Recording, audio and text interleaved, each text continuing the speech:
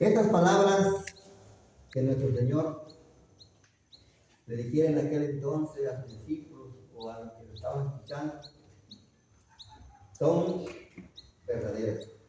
Amén. Si nosotros luchamos dispuestos a dar la vida por Él, estamos ganando. Amén. Si negamos, estamos perdiendo. El hermano le va a dar.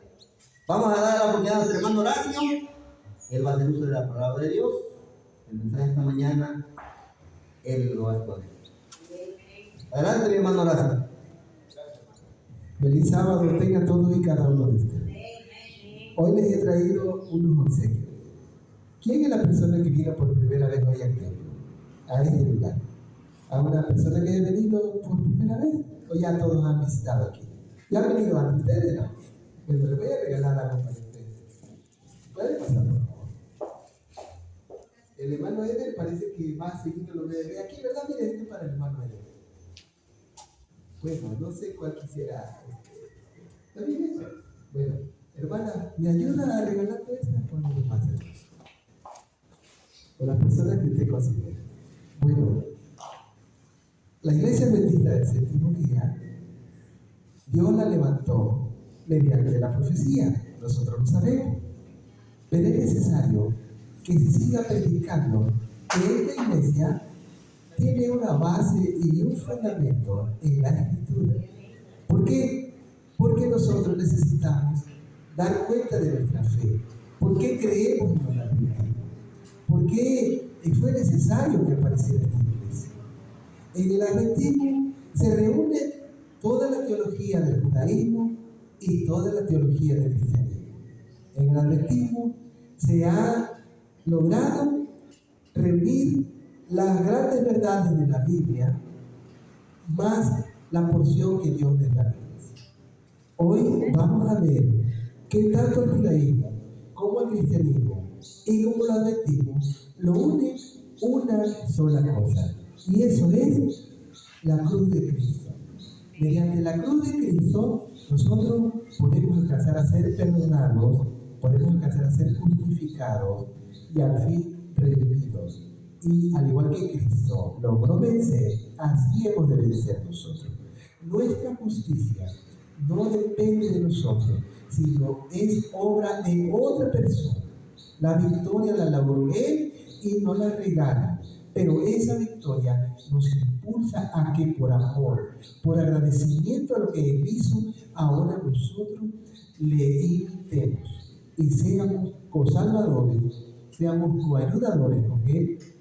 Porque la misión descansa sobre Él, pero sobre nosotros descansa una gran comisión. Nosotros no tenemos la misión sobre nuestros hombros, pero sí tenemos sobre nosotros la gran comisión, que es ayudar al Salvador a salvar a otros. Vamos a abrir la escritura, pero vamos a orar antes. Oremos así, bondadoso y eterno Padre. Al abrir tu santa palabra, que sea ella la que nos corte la infección del pecado. Que mediante la fe en Jesús, al pie de la cruz, nuestra naturaleza sea puesta bajo el dominio de tu Espíritu Santo. Que al pie de la cruz recibamos la naturaleza divina, que es la que nos capacita para obrar las obras de tu Espíritu. En el nombre de Jesús, amén. Amén. Bueno, vamos a ir al libro de Lucas. En el libro de Lucas vamos a ver una historia, la más grande historia jamás contada.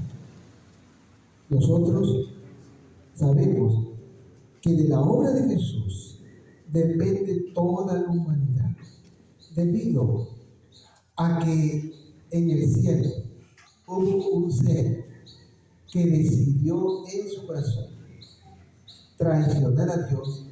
Entonces, mediante ese ser vino el pecado a la existencia, algo que no se conocía, que nunca había existido, vino a la existencia, se originó en el corazón de un ser que había sido puesto en un lugar muy especial. Se le había dado una jerarquía de poder aún por encima de muchos ángeles, pero no valoró que Dios le dio el lugar más alto sobre los ángeles.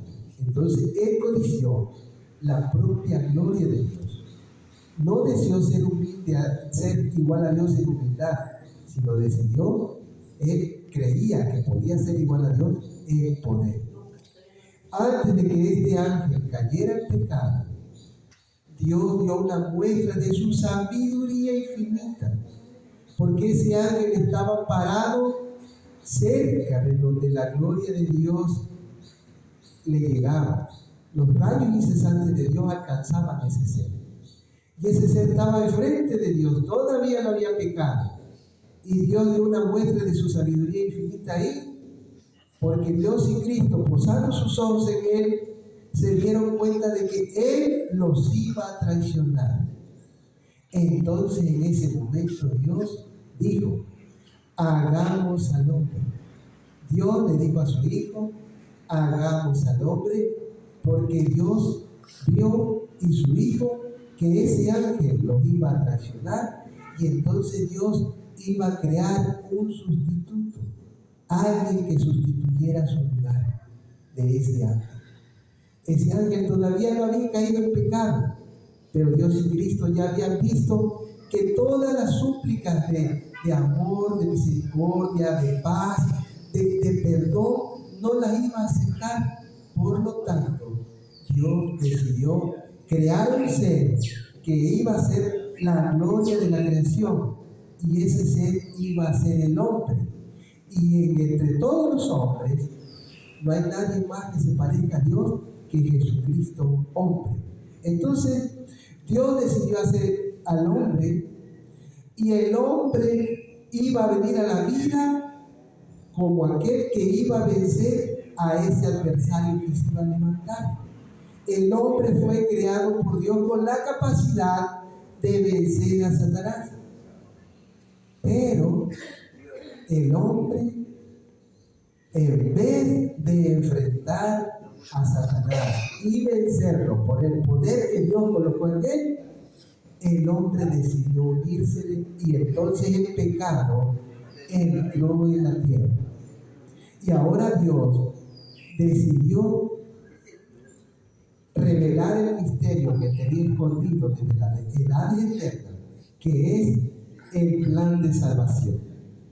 El enemigo de Dios convenció a otros que lo siguieran, y se le dio un tiempo de gracia en el cielo, pero él no valoró eso que se hizo en favor de él, y se convirtió en el adversario de Dios, en el diablo, en Satanás. Entonces Dios lo arrojó del cielo mediante Cristo, porque dice la Escritura que hubo guerra en el cielo. Miguel y sus ángeles luchaban contra el diablo y contra Satanás y sus ángeles, y que no fue hallado más lugar para Satanás en el cielo, y fue arrojado a la tierra. Entonces Satanás fue arrojado a la tierra, pero no cayó dentro del Edén. Los ángeles caídos y Lucifer cayeron fuera de la tierra. Si nosotros vemos en la tierra, podemos nosotros ver algunos vestigios de esas caídas. Muchos científicos se preguntan por qué hay muchos cráteres en la faz de la tierra, pero no encontramos los meteoritos, porque cuando hay un cráter en la tierra, se supone que debe de haber un meteorito que golpeó esa parte de la tierra, y no lo encuentran. Pues precisamente en muchos de esos lugares fueron donde los ángeles que cayeron del cielo golpearon al caer en la tierra y dejaron un hueco, porque son seres de energía, son seres de fortaleza, son más fuertes como hombres. Pero no murieron, golpearon en la tierra y se levantaron y rehicieron su fuerza.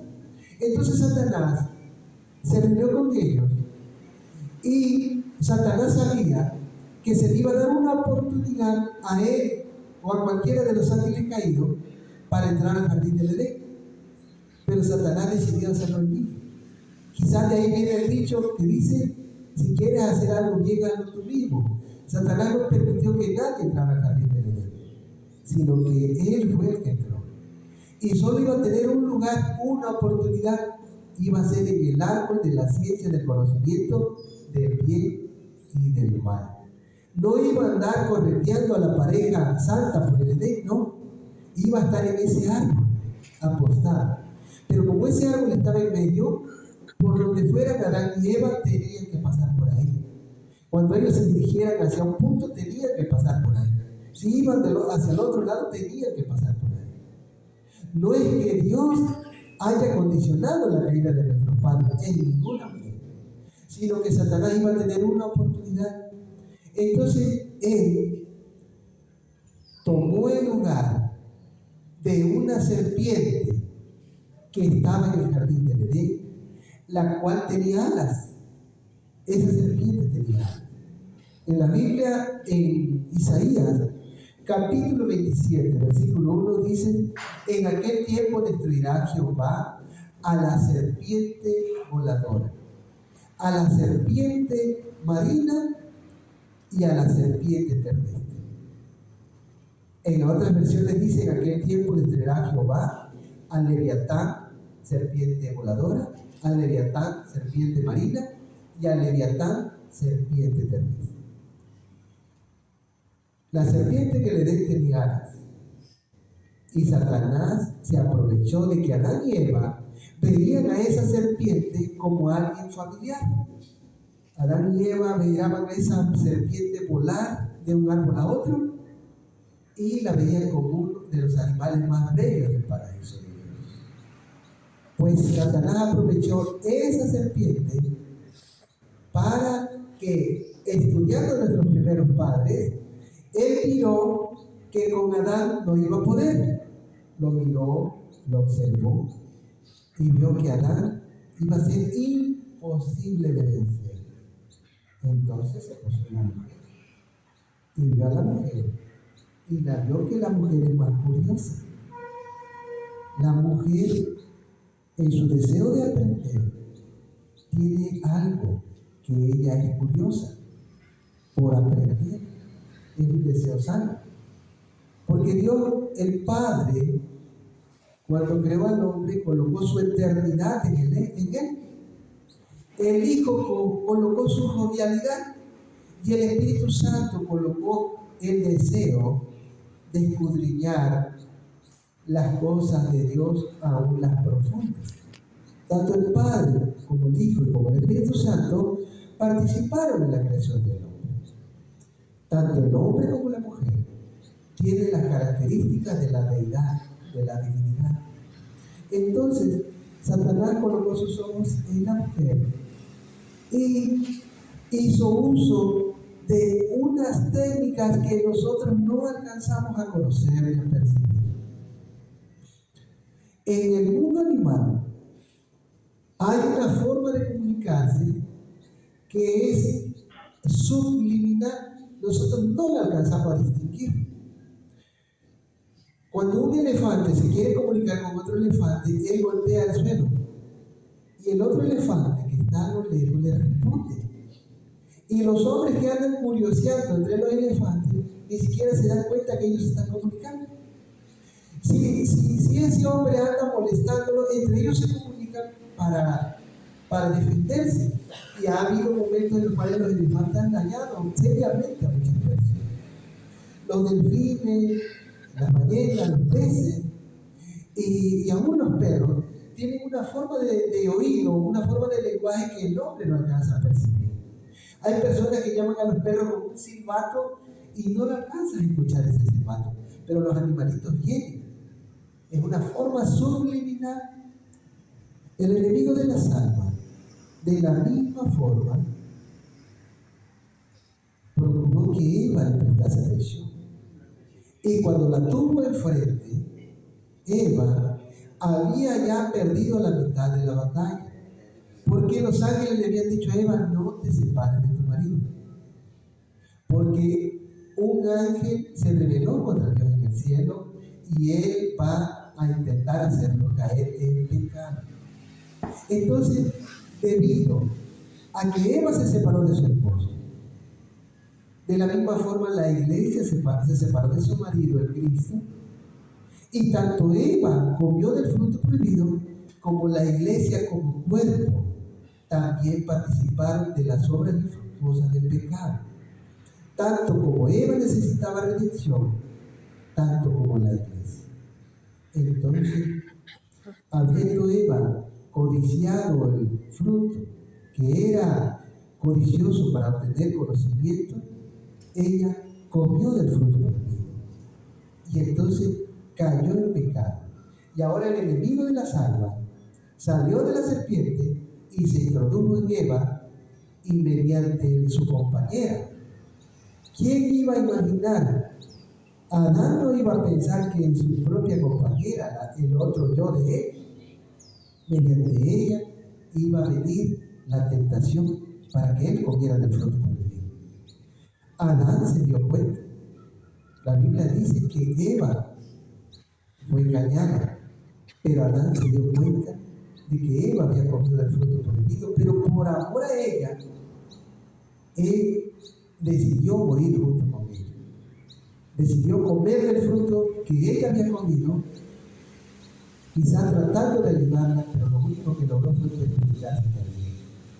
Pero cuando el segundo Adán vino, Jesús, él vino, y él como segundo Adán, él sí logra ayudar a la Eva espiritual de Jesús. Él decide cargar la cruz por ella, y es a lo que nos va a buscar en los últimos minutos de este tema. Vamos a San Lucas, capítulo 23 y versículo 26. Dice a la letra: cuando llevaron a Jesús a crucificarlo, echaron mano de un hombre de Cirene llamado Simón, que venía del campo, y le hicieron cargar con la cruz y llevarla detrás de Jesús. Roma había conquistado la Tierra Santa. Roma era el imperio que Satanás levantó. La idea que Satanás tenía de la vida la plasmó en Roma. Roma, si nosotros analizamos esa palabra, al revés dice amor, ¿sí o no? Bueno, Roma es la contraposición del amor. Dios es amor. Y Satanás decidió fundar una ciudad que fuera todo lo contrario al carácter de Dios, que es amor, y le puso Roma. De ahí viene su nombre. Los historiadores dicen que se llama Roma porque fue fundada en honor a Rémulo. Rémulo tenía un hermano que se llamaba Remo, pero si se hubiera sido fundada en honor a Rémulo, se hubiera llamado Rémula. Y si hubiera sido fundada en honor a Remo, se hubiera llamado Rema, no Roma. No tiene sentido en eso. En cambio, sí tiene sentido porque Satanás todo lo hace al contrario de Dios. Dios es amor y Roma es lo contrario de amor. Entonces, Satanás funda esa ciudad. Esa ciudad fue fundada por seres espirituales. Se dice que un hombre llamado Eneas venía huyendo de una tierra llamada Troya. Venía huyendo porque había habido un hombre de Troya llamado París que se había enamorado de una mujer llamada Helena y se la había robado y se la llevó a Troya, pero Helena era casada.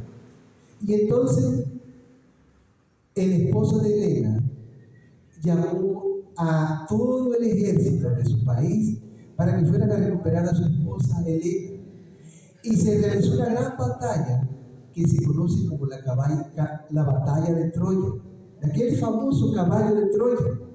Y ahí supuestamente unas ninfas, porque Satanás fue el que fundó esa ciudad, mediante espíritus caídos, ese tal Eneas vino huyendo de Troya y se instauró en la península itálica. Y en la parte donde se fundó Roma, Eneas ahí fue el antecesor de Rómulo y Remo. Y ahí fue donde se fundó Roma. Y Roma se fundó por el enemigo de las almas. Y Roma se convirtió en la heredera de Babilonia. Roma es Babilonia espiritual. Y cuando vinieron los Césares lucharon contra el pueblo de Israel, conquistaron Israel. Y ellos inventaron la peor tortura que hubo en el tiempo antiguo, que fue la crucifixión. Este era su sello distintivo. Y esta cruz que Cristo cargaba era porque Roma le iba a castigar. Pero Roma tenía un juzgado. No ha habido sobre la tierra un juzgado tan grande como el Senado romano.